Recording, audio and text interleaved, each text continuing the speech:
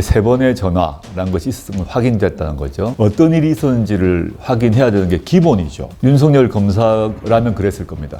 근데 그걸 막고 있죠. 그 점에서 윤석열 대통령 자신이 스모킹 건임을 너무 잘 알고 있고, 그래서 수단 방법을 가리지 않고 최혜병 특검법을 막고 있습니다. 드러났다면 대통령 탄핵으로 가는 지름길이 될 수 있는 걸까요?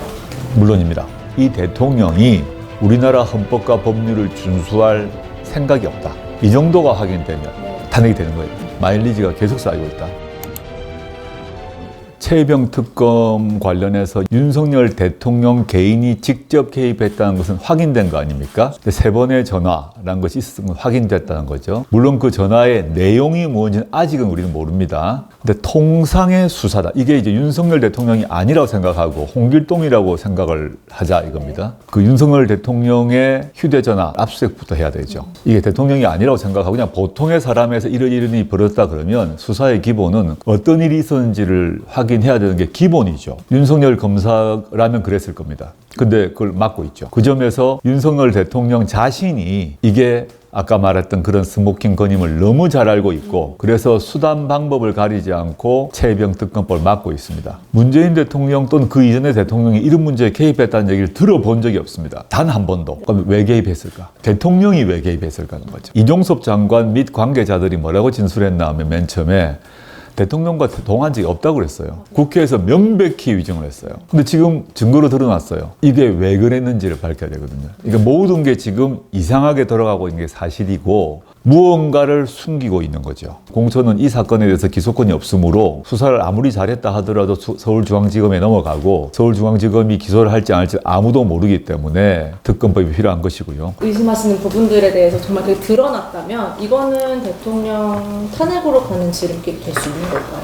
물론입니다. 그러니까 탄핵이 되려면 대통령의 불법이 확인돼야 되잖아요. 형법상 유죄가 확정되는 그런 불법을 의미하지 않아요. 헌법 교과서 또 판례에 따라서 그런 건데 어려운 말로 이제 행상 책임인데 형법상 유죄 판결이 날 정도는 아니라고 하더라도 이 대통령이 우리나라 헌법과 법률을 준수할 생각이 없다. 이 정도가 확인되면 탄핵이 되는 거예요. 우리나라 헌법재판소의 판례이고 헌법교과서에 다 나와 있는 얘기다. 우리는 윤석열 대통령이 대한민국의 헌법과 법률을 준수할 의지가 있는가, 능력이 있는가, 많은 사람들이 회의하고 있죠. 대통령이 보이는 모습들이 점점 쌓이고 있다.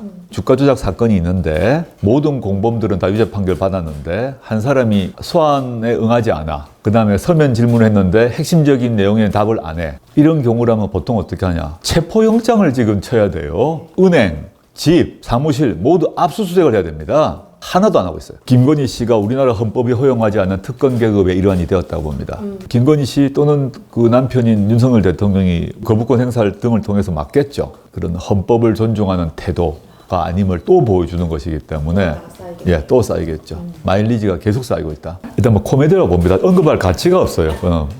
제가 언급할 가치가 없어서 법안 내용이나 모든 절차에서 말도 안 되는 얘기이기 때문에 그걸 알고 있을 겁니다. 국민의힘도 알고 낸 거라 생각해요. 논의의 가치가 없는 법안입니다. 한동훈 특검법을 1호 법안으로 내겠다는 것은 선거 과정에 약속을 했지 않습니까?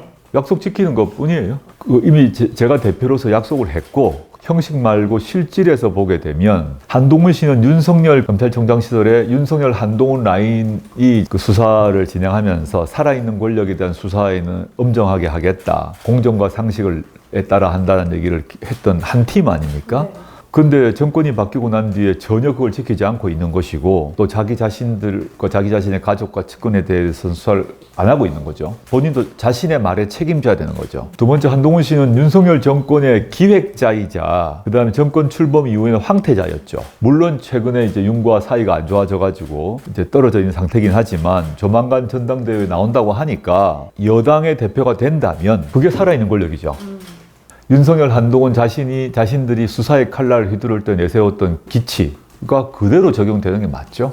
더도 덜도 말고 자기가 했던 말을 자기 자신에게 지켜라 하는 거죠. 그것도 약간 동태적으로 바라봐야 한다 생각합니다. 거기 한동훈 특검법의 5가지 혐의 중에서 첫 번째 고발사주 의혹 같은 경우는 손준성이 관련돼 있지 않습니까? 손준성과 한동훈과의 이제 공범 문제인데 실제 손준성은 윤석열의 핵심 참모였죠. 윤석열 총장이 허가 없이 또 암묵적 지시 없이 했을까? 그거는 검찰 조직을 아는 사람들은 말도 안 된다 생각해요. 윤 자신의 문제이기도 해요. 그래서 그 점에서 거부권을 행사할 가능성이 많다 생각하고, 특히 한동훈 이분이 전당대회에 출마해서 당대표가 되고 계속 윤 대통령을 치받는다, 이런 일이 발생한다면 윤석열 대통령은 일단은 거부권을 행사할 거라고 봅니다. 거부권을 일단 행사하고 그 뒤로 재의결될 때 뒤로 친윤 반한 의원들이 동의해 줄 거라고 봅니다. 거부권 행사하지만 자기 손이 아니라 재의결 때 할 가능성이 있다. 아주 그분 간명하신 분이세요.